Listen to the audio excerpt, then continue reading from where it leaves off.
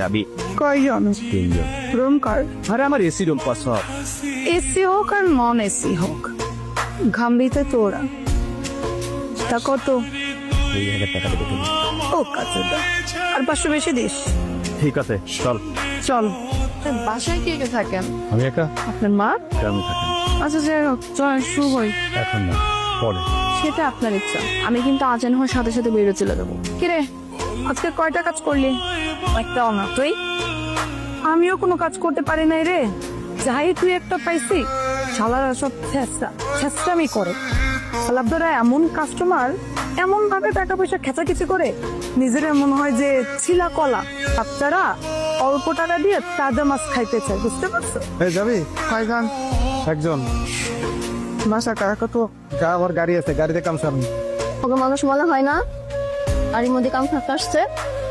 আমি গাড়িতে যতগুলা কাম সারছি কতগুলা তোরা চকলেটও গাছ নাই। যা এখান থেকে বাচ্চা, গাড়ির মধ্যে কাম থাকতে আসছে। আমি তোর বাসায় যাকে নিয়ে আসতে চেয়েছিলাম, আমি আসতেছি। হ্যালো হ্যালো, শোনো, একটু সমস্যা হয়ে গেছে। কি? যার বাসায় যাইতে চেয়েছিলাম তার আন্টির অনেক সমস্যা, এবং সে বলতেছে তার বাসায় যাওয়া যাবে না। তাহলে চলো না, তোমার বাসায় যাই। আমার বাসায় রাত্রেবেলা পুরুষ মানুষ এলাও না। তাহলে চলো না, চলে যাই। না না, আমি হোটেলে যেতে পারবো না। বাবা, হোটেলে যে ঘন ঘন পুলিশের রেড করে, তাছাড়া রাজনৈতিক নেতা পেতারা আইসা, পোলাপান রাইসা মারধর করে, শোন, মান সম্মান নিয়ে টানাটানি হবে। আমি হোটেলে যেতে পারবো না। তাহলে কি করবি? চলে যা। কি? এই, রাত বাজে এখন 3টা। এই 3টার সময় আমি কোথায় যাবো? এক কাজ কর, পেমেন্ট দিয়ে ক্লিয়ার করে তুই তোর রাস্তায় যা, আমি আমার রাস্তায় যাচ্ছি। দে টাকা দে।